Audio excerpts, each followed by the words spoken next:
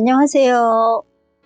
평화를 사랑하는 세계인으로 문선명 총재님 자서전입니다. 오늘은 316쪽에서 320쪽까지 분독하겠습니다. 제목은 고난과 눈물의 땅에서 평화와 사랑의 땅으로입니다. 우리 민족이 그동안 겪었던 비참한 역사에는 깊은 뜻이 있습니다. 우리나라가 세계 평화의 전진기지가 될 운명이기 때문에 그렇게 많은 고난을 겪었던 것입니다. 한반도가 세계의 중심이 될 수 있는 것은 오랫동안 고난과 역경을 참아왔기 때문입니다. 우리는 숱한 고난을 겪었지만 그 누구도 원수로 만들어 미워하지 않는 민족입니다. 우리를 괴롭힌 이웃들이 여럿 있었지만 철천지 원수가 되지는 않았습니다. 우리 민족의 마음속에는 원수까지도 사랑하는 마음이 있습니다.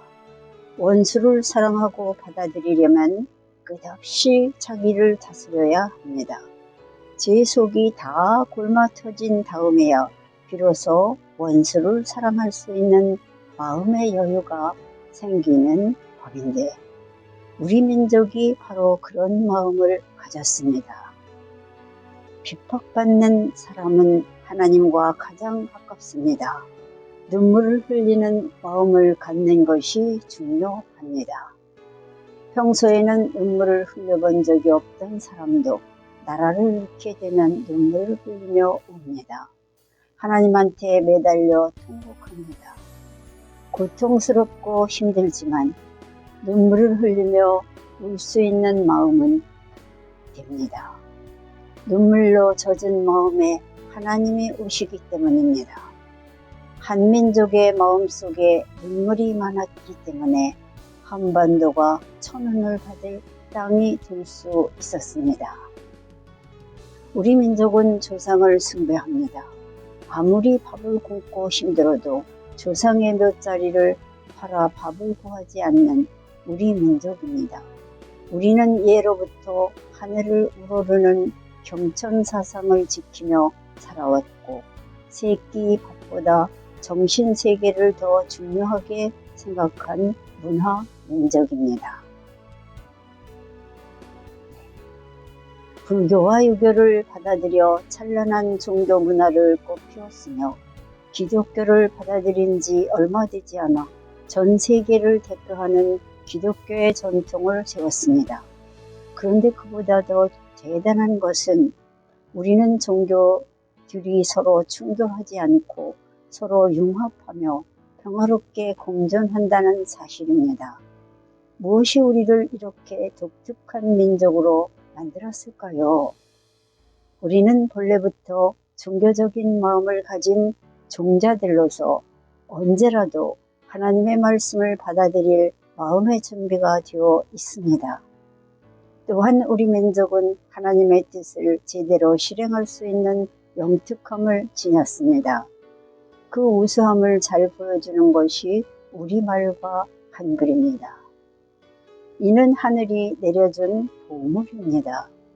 우리말에는 사람의 심정을 표현할 수 있는 갖가지 형용사와 부사가 대단히 풍부합니다. 이 세상 어떤 나라의 말도 사람의 복잡한 마음을 우리말만큼 섬세하게 표현하지 못합니다. 말은 곧 그 사람입니다. 말이 섬세하다는 것은 그 사람의 마음이 섬세하다는 것입니다. 우리가 쓰는 한글은 또 얼마나 훌륭합니까? 나는 훈민정음이란 말을 참 좋아합니다. 백성을 가르치는 바른 소리라니 이렇게 아름다운 의미를 지닌 글을 쓰는 나라는 우리나라뿐이 없습니다. 디지털 시대가 되니 한글의 우수성이 더욱 크게 드러납니다. 자음과 모음의 단순한 조합만으로 인간이 세상에서 내는 모든 소리를 다 적을 수 있으니 정말 놀라운 일입니다. 나는 이미 30년 전부터 외국의 우리 식구들에게 앞으로 다가올 미래를 대비해 한국어를 배우라고 했습니다. 그런데 요즘 들어 소위 한류라는 바람을 타고 한국말을 배우려는 사람들이 크게 늘었습니다. 일본이나 몽골, 베트남, 아프리카까지 세계 어디서나 한국말을 할 줄 아는 사람들이 아주 많아졌습니다. 이는 결코 우연이 아닙니다. 말에는 혼이 있습니다. 일제강점기 때 일본이 그토록 우리말을 없애려고 한 것은 우리 민족의 혼을 없애기 위함이었습니다. 지금 세계적으로 우리말을 쓰는 사람이 늘어나는 것은 우리의 혼이 널리 퍼져 나간다는 말입니다. 우리의 문화적 영향력이 그만큼 높아진 것입니다. 우리 민족은 절대로 남한테 신세를 지지 않는 독특한 성격을 갖고 있습니다. 나는 미국에서 한국 사람들의 고집스러운 성격을 새삼 느낄 수 있었습니다. 미국은 여러 가지 사회보장제도가 잘 되어 있는 나라입니다만 우리 한국 사람들은 도통 그런 것에 의지하려 들지 않았습니다.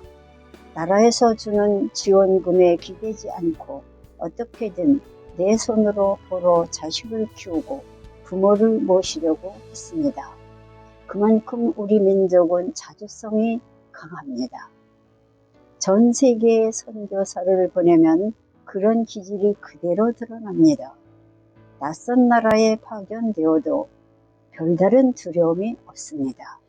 선교사들뿐 아니라 상사 직원들도 그렇습니다. 세계 어느 곳이든지 사명을 받으면 모든 것을 떨치고 갑니다. 망설이고 주저하는 법이 없습니다. 우리 민족은 누구보다 부지런합니다. 한자리에 머물러 있지 않고 사방으로 돌아다닙니다.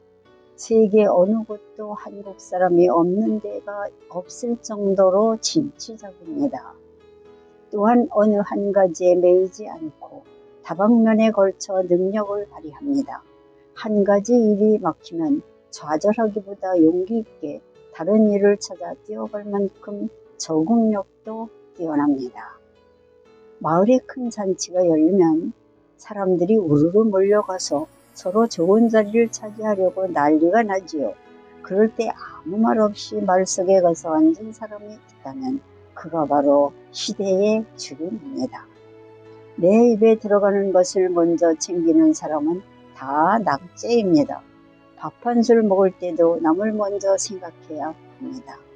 우리가 한반도에 찾아오는 천운을 맞이하려면 나보다 더 소중한 남이 있다는 것을 마음 깊이 새겨야 합니다. 우리는 그동안 우리가 사랑하는 것들을 모두 빼앗겼습니다.